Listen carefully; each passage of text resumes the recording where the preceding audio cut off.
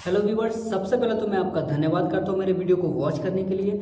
और ये मेरा व्हील रोटेशन फॉर्मूला से रिलेटेड फोर्थ वीडियो है, जिसमें मैं आपको एक्सेल चार्ट की मदद से डिफरेंट तरीके से पैटर्न को ड्रॉ करना सिखाऊंगा। और इन पैटर्न को ड्रॉ करने के लिए जिन ट्रिग्नोमेट्री फॉर्मूला और वीवीए कोडिंग का मैंने इस्तेमाल किया है, इन पूरे कैलकुलेशंस को मैं पूरे वीडियो में एक्सप्लेन करूँगा। तो प्लीज़ बने रहिए वीडियो में। तो दोस्तों, मेरा नाम है सौमित्र देवनाथ और आप सभी देखने वालों का मेरे चैनल ग्रो योर नॉलेज में स्वागत करता हूं, जिसमें आपके लिए एक्सेल रिलेटेड प्रॉब्लम को सॉल्व के साथ साथ उससे रिलेटेड गेम, सॉफ्टवेयर और फॉर्मेट भी मैं अवेलेबल कराता हूं, जिससे आप रिलेटेड वीडियो के लिंक में जाकर उन फाइलों को फ्रीली डाउनलोड कर इस्तेमाल कर सकते हैं। तो दोस्तों, प्लीज़ वीडियो को मिस मत कीजिए, क्योंकि आज की वीडियो में आप जान पाएंगे कि डेटा एनालाइजिंग के लिए ही सिर्फ एक्सेल चार्ट का इस्तेमाल नहीं हो सकता है, बल्कि उससे भी एडवांस लेवल पे एनिमेशन के तौर पे किस तरह से होगा वो मैं आपको बताऊंगा। तो चलिए आज के क्लास को देरी न करते हुए स्टार्ट करते हैं। तो दोस्तों, कंप्यूटर स्क्रीन पे जो आप इंटरफेस आप देख पा रहे हैं, एक आप चार्ट बना हुआ देख रहे हैं और चार्ट के अंदर एक ब्लू सर्कल और एक ग्रीन सर्कल देख रहे हैं, और ग्रीन सर्कल के अंदर आप एक ब्लैक लाइन ड्रॉ हुआ देख रहे हैं। और इन सब को मैंने किस तरह से ड्रॉ किया है इस एक्सेल चार्ट पे, आप इसके लिए प्रीवियस वीडियो जो कि व्हील रोटेशन फॉर्मूला से रिलेटेड है, उससे जाके आप चेकआउट कीजिए। आपको समझ में आ जाएगा कि किस तरह से ये किस कैलकुलेशन के थ्रू ये ड्रॉ हुआ है। फिर भी मैं एक क्विक रिव्यू के तौर पे मैं इसे बता दूं कि जो आपका ब्लू सर्कल है वो आपका बी और सी कॉलम के कैलकुलेशन के थ्रू आपका ड्रॉ हुआ है, और आपका जो ग्रीन सर्कल है, ग्रीन सर्कल आपका डी और ई कॉलम के कैलकुलेशन से आपका ड्रॉ हुआ है, और आपका जो ब्लैक लाइन है वो आपका H2 से लेकर I3 तक के कैलकुलेशन के थ्रू आपका ये लाइन ड्रॉ हुआ है। ठीक है। और लास्ट में मैंने जैसे बताया था कि इस ग्रीन सर्कल को मैंने ब्लू सर्कल के सरकमफ्रेंस के चारों तरफ मैंने रोटेट कराया था, और उस रोटेशन को मैंने इस तरह से किया था कि जिस तरह से कि एक व्हील को मैं रोटेट करा रहा हूँ, और उस रोटेशन के अकॉर्डिंगली आपका ये लाइन भी रोटेट हो रहा था, जिससे ये विजिबल हो रहा था कि एक व्हील आपका रोटेट हो रहा है। ठीक है। ये सब मैंने लास्ट क्लास में बताया था। अब मैं आगे की ओर हम बढ़ते हैं। तो चलिए दोस्तों, अब हम आगे बढ़ते हैं, और आज के पैटर्न को ड्रॉ करने के लिए जो मैं सबसे पहला स्टेप लूँगा वो है, मैं एक्सेस वैल्यू पॉइंट जो कि मैंने 0.5 से सभी सेल पे मैंने जो इंक्रीज़ किया है, इसे मैं अब 6.5 की वैल्यू से मैं सभी सेल पे मैं इंक्रीज़ करूँगा। तो इसे मैं नीचे तक ड्रैग कर देता हूँ, और मैं साथ ही साथ जो वीवीए कोडिंग है उस पर भी मैं एडिट करता जाऊँगा। तो वीवीए कोडिंग को ओपन कर लेता हूँ मैं, और यहाँ पे मैं अब एक वेरिएबल लूँगा दोस्तों। वेरिएबल मैं क्या लूँगा, ए और V. A V means excess value point. जो एक्सेस वैल्यू पॉइंट है, यहाँ पे मैंने ए वी नाम से एक वेरिएबल लिया है, और इस पे मैं जो एक कॉलम की जो वैल्यू है उसे मैं स्टोर करूँगा। यानी कि मैं डायरेक्ट A3 सेल का जो रेफरेंस है, मैं यहाँ पे A3 सेल का रेफरेंस दे देता हूँ, और AV जो मेरा वेरिएबल है उस पर मैं A3 सेल की जो वैल्यू है उसे मैं स्टोर कर रहा हूँ, और इस वैल्यू को आगे मैं किस तरह से यूटिलाइज करूँगा वो मैं आपको आगे बताऊँगा। और नेक्स्ट जो मेरा जो लूप है, जिसे मैंने 2 to 128 तक चलाया है, इससे अब मैं इंक्रीज करके 380 तक मैं इस लूप को चलाऊँगा। ओके। और ताकि जो मेरा पैटर्न है पूरी तरह से ड्रॉ हो सके। ओके। और सेकेंड स्टेप में दोस्तों, अब हम क्या करेंगे, ये जो ब्लैक लाइन है जिसका स्टार्टिंग पॉइंट आपका 0.5 है और एंडिंग पॉइंट आपका 0.3 है, यहाँ पर ध्यान दीजिएगा दोस्तों कि H2 और से लेकर I2, ये आपका H2 और I2 आपका स्टार्टिंग पॉइंट है, और H3 और I3 आपका एंड पॉइंट है। तो मुझे इस लाइन को अब मैं इसे इंक्रीज करूँगा।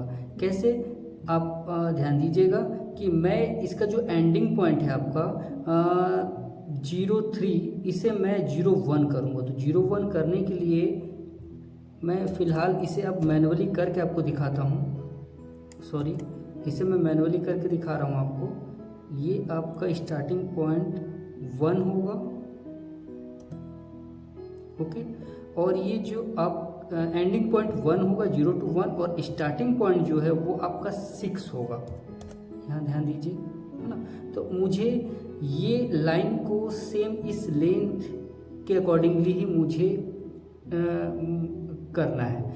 लेकिन ये अभी मैंने इसे मैनुअली टाइप किया, लेकिन इसे मैनुअली ना टाइप करके इसे मैं फॉर्मूला बेस्ड पे मैं टाइप करूँगा। और नेक्स्ट आप देखेंगे कि मेरा जो H2 और I2 जो कि मैंने सेल रेफरेंस मैंने लिया है, और इन दोनों ही सेल रेफरेंस में मैं जो वैल्यू पुट करा रहा हूँ, H2 पे मैं पुट करा रहा हूँ कॉलम D की वैल्यू को। दोस्तों ध्यान दीजिएगा, रेंज D यानी कॉलम D की वैल्यू को मैं लूपिंग के थ्रू मैं उस पर सेल बाय सेल में पुट करा रहा हूँ। उसी तरह से I2 जो मेरा सेल रेफरेंस है, यहाँ पे I2 पे जो वैल्यू है वो मैं E कॉलम की जो वैल्यू है उसे मैं पुट करा रहा हूँ। तो D और E कॉलम की जो वैल्यू को मैं H2 और I2 में जो मैं सेल के वैल्यूज में पिक करके जो मैं पुट करा रहा हूँ, इससे अब मैं फॉर्मूला के थ्रू डायरेक्ट पुट कराऊंगा। यानी कि यहाँ पे अब मैं डायरेक्ट एक फॉर्मूला टाइप करूँगा।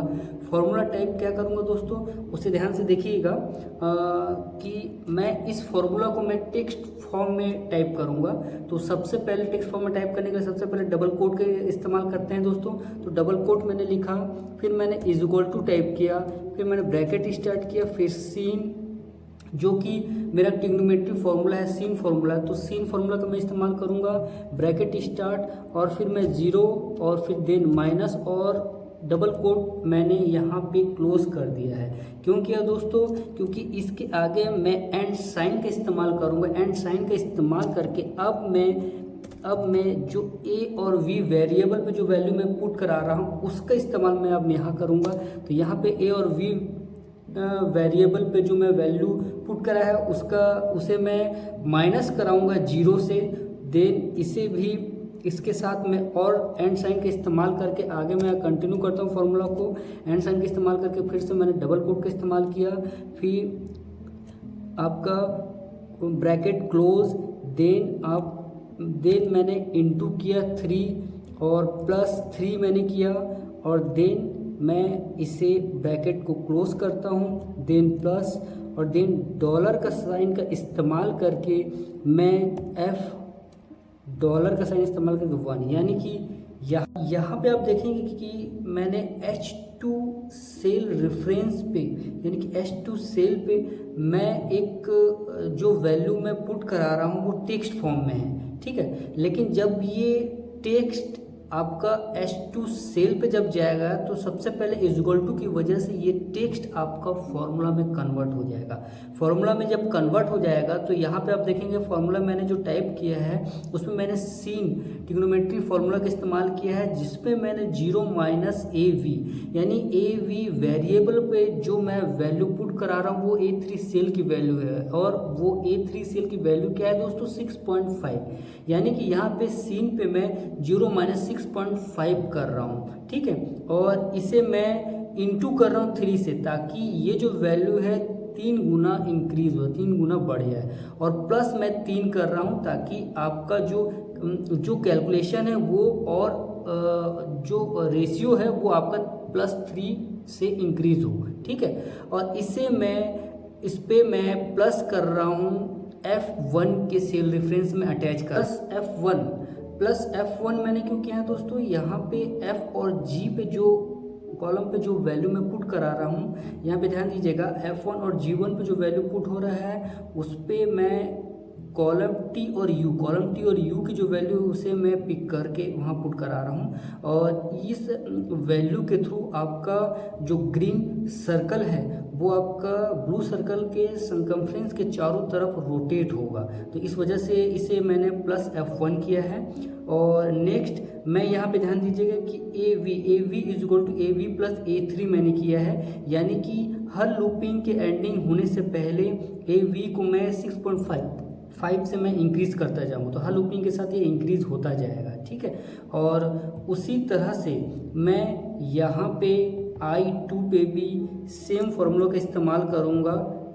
यहाँ पे मैं इसे पेस्ट करता हूँ, लेकिन यहाँ पे साइन थीटा के बदले मैं यहाँ पे कॉस थीटा का इस्तेमाल करूँगा और यहाँ पे +3 ना हो के ×3 होगा बस, ठीक है। और अब मैं इसे F8 प्रेस करके आपको दिखाऊंगा कि H2 और I2 में कौन सी वैल्यू पुट होगा। तो मैं जैसे ही मैंने F8 प्रेस किया, A3 की वैल्यू मेरा AV वेरिएबल पे कैप्चर हो गया, देन लूपिंग पे अब इंटर कर गया, F1 पे आपका कॉलम टी की वैल्यू पुट हुआ, जी पे कॉलम यू की वैल्यू पुट हुआ। अब H2 पे आप ध्यान दीजिएगा कि आपका फॉर्मूला यहाँ पे पुट हो गया है, यहाँ पे ध्यान दीजिए आपका फॉर्मूला यहाँ पे पुट हो गया है।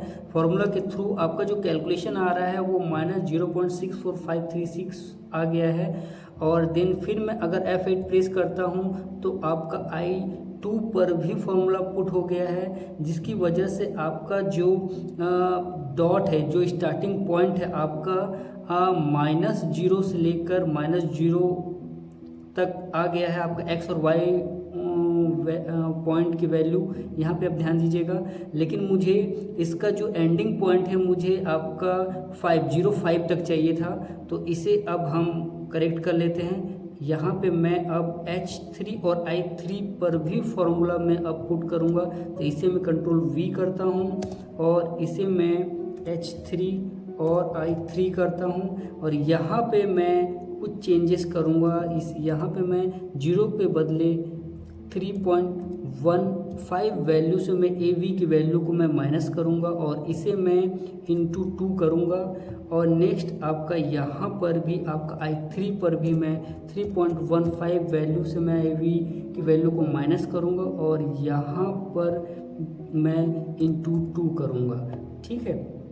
और इसे F ना करके इसे मुझे G करना होगा, सॉरी यहाँ पे मुझे G करना होगा क्योंकि G1 की वैल्यू मैं यहाँ पे पुट कराना चाह रहा हूँ। तो इसे मैं फिर से दोबारा एक बार F8 प्रेस करके मैं आपको दिखा रहा हूँ।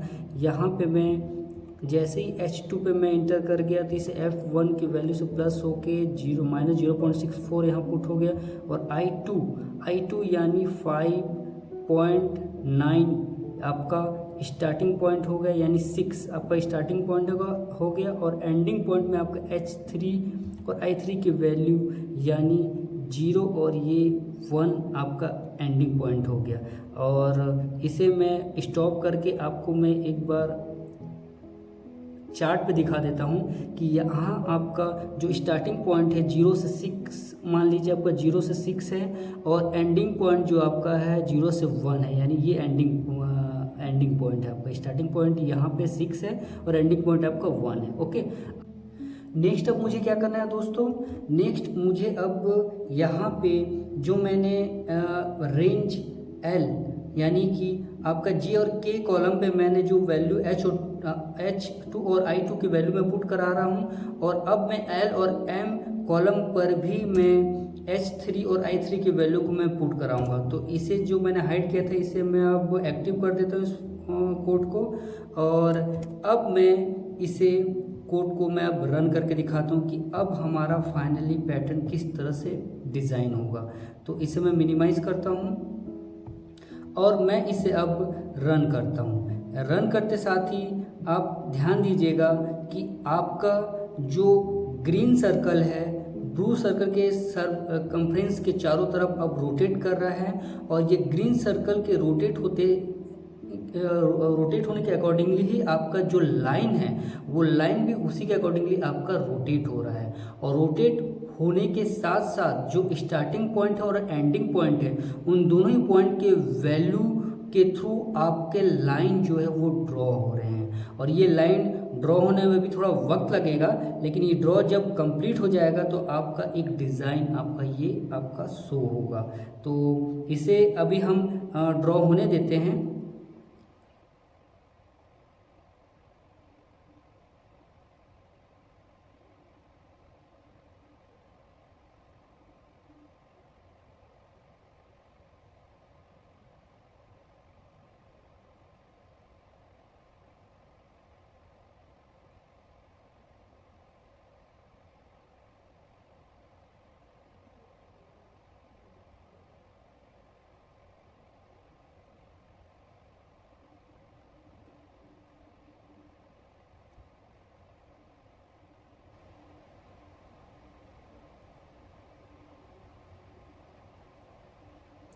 अब फाइनली दोस्तों देखिए, अब पैटर्न आपका कंप्लीट होने ही वाला है, और ये पैटर्न पूरी तरह से अब ड्रॉ हो जाएगा। और दोस्तों आई होप आपको ये वीडियो पसंद आया होगा और आपको ये कैलकुलेशन समझ आ गया होगा कि किस तरह से आप कैलकुलेशन का इस्तेमाल करके आप एक्सेल चार्ट में आप डिफरेंट टाइप के पैटर्न भी ड्रॉ कर सकते हैं, वो भी एनिमेटेड तरीके से। और अगर इन कैलकुलेशन को समझने में अगर कोई दिक्कत आ रही हो, या मेरे समझाने में आपको कुछ दिक्कत आ रही हो, या कोई कैलकुलेशन नहीं समझ में आ रहा हो, तो आप मुझे कमेंट सेक्शन में लिखिए, मैं आपको उसका सॉल्यूशन ज़रूर दूंगा और आपको बेटर तरीके से एक्सप्लेन करने की कोशिश करूंगा। तो आई होप दोस्तों आपको ये वीडियो पसंद आया होगा। अगर वीडियो पसंद आया है तो प्लीज़ इसे लाइक शेयर के साथ साथ सब्सक्राइब जरूर कीजिए दोस्तों। और हम मिलेंगे कुछ नए कंटेंट के साथ, नए नॉलेज के साथ नेक्स्ट वीडियो में। तब तक मुझे इजाज़त दीजिएगा। धन्यवाद।